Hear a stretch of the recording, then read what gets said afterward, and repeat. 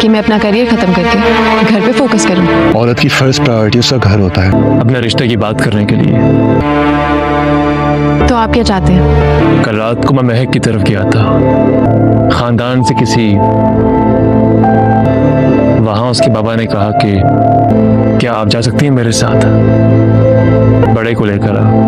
تو سیرت نے جو گناہ کیے تھے آج اس کے گناہوں کی سزا اس کو مل رہی ہے، اور وہ بھی کسی اور کی نہیں، اس کی اپنی سگی بیٹی کے ہاتھوں. وہ زینیا جس کے لیے وہ ہر وقت کوئی نہ کوئی سازشیں کرتی رہی، وہی زینیا آج اسے اکیلا چھوڑ کے چلی گئی، یہاں تک کہ اس کا فون بھی نہیں سننا چاہتی اور اس سے تنگ ہے. ادھر زینیا اپنے گھر پہ بالکل بھی فوکس نہیں کر رہی، بلکہ شاہراہ میں سے کہے گا کہ لڑکی کا پہلا توجہ جو ہوتی ہے وہ گھر پہ ہونی چاہیے، اور تمہیں گھر پہ فوکس کرنا چاہیے اور اپنی ہیلتھ اور بچے پہ فوکس کرنی چاہیے. لیکن زینیا کا جو جواب ہوگا وہ تو سن کے شاہرام حیران رہ جائے گا کہ ایسے کیسے کہہ سکتی ہے وہ. ادھر زینیا بھی بہت ہی پریشان ہے کہ اسے ابورشن کروانا چاہیے یا نہیں. زرار کی آنکھیں بھی اب کھل چکی ہیں کہ اس نے کتنی بڑی غلطی کی. فریال پہ شک کر کے مہک کا سب کچھ اسے بتا دینا اس بات کا ثبوت ہے کہ فریال ایک بہت ہی اچھی اور نیک لڑکی ہے، اور زرار اتنا ہی پاگل اور بیوقوف ہے. زرار کو جب چاہے اس کی ماں اور زینیا بیوقوف بنا دیتی ہیں، اور اس کی وجہ سے باقی لوگوں کی زندگیاں برباد ہونا شروع ہو جاتی ہے. زینیا اور سیرت اب اپنے انجام کو جلد